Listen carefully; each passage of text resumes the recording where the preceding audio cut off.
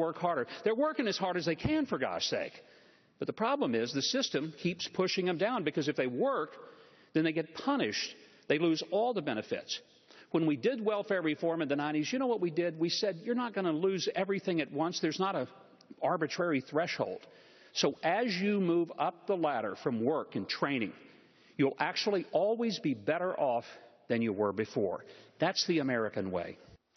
All right, that was 2016 GOP presidential candidate, former Governor Mike Huckabee, during tonight's Republican debate. He joins us now from the spin room. He's in Milwaukee tonight. You know, I was thinking about what you said there, Governor, and I think you're dead on.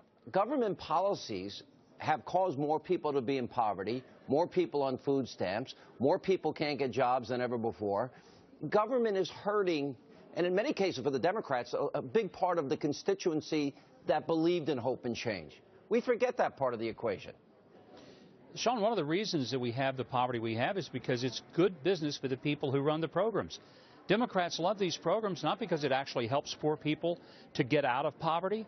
Democrats love it because there are more bureaucrats and there are more nonprofit, and also there are more contract agencies the government pays to supposedly run poverty programs.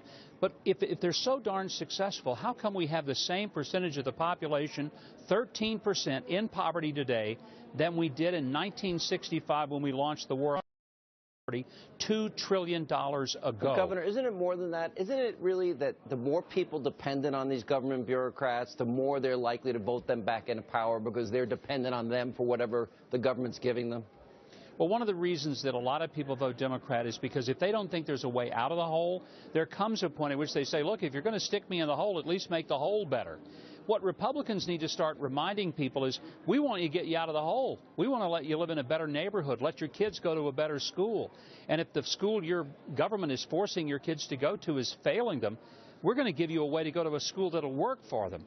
We want to not have you living off government dependency and let the government tell you how many groceries you can buy with your food stamps. We'd like for you to have not a minimum but a maximum wage. We want to help you to get out of the hole and live independently and free. But we can't do that if we have this threshold, and this is what we've done with a lot of the programs. You can get WIC and Medicaid, Section 8 housing and food stamps and a host of benefits, but there's a limit, and as soon as you hit the limit, you go from a lot of benefits to zero, which means you basically impoverish the family. You know, those are crazy policies, Sean. You know, Governor, I watched both debates tonight, and I felt that this was a real free and open exchange of ideas, and there are distinct differences on economic policy, America's role in the world, immigration. Were you happy with the debate tonight? Did you feel it was substantive enough? Because I felt I got a lot out of all the candidates tonight. I thought the winners were the candidates, and I thought the winners were the moderators who did a good job letting the candidates speak. Yeah, I thought this debate was substantive, and it stuck to the format that we were all agreeing to, and that is, let's focus on the economy and jobs and monetary policy. Let's talk about the things that touch every American. And I do believe that it's certainly in our debate, in the early one, I felt like the moderators really focused on the things that they had promised they would focus on. That's all we can ask. Governor, I know you went from the first tier to the second tier. Does that bother you? Do you feel the rules are fair? Do you think, how would you, for example, like to break up the different debates? Because you can't have 12 people on a stage, 15 people on a stage. You know, I suggested back when I was in the first tier, you ought to put everybody in the hat. Have two numbers, 1 and 2. Everybody goes just before the debate and draws. You have 7 and 7 on the stages. You don't know who you're going to be debating with. But look, I know there has to be, some criteria. But I think national polls are so meaningless at this point. Early state polls mean a whole lot more about who's going to be the nominee. And so would I love to be on the first stage, the main stage? Of course. And I hope I'm back on there the next time. I think I should be. I truly do. But look, as I said tonight, Sean, it's a long way from my little rent house in Hope, Arkansas to be on any of those stages.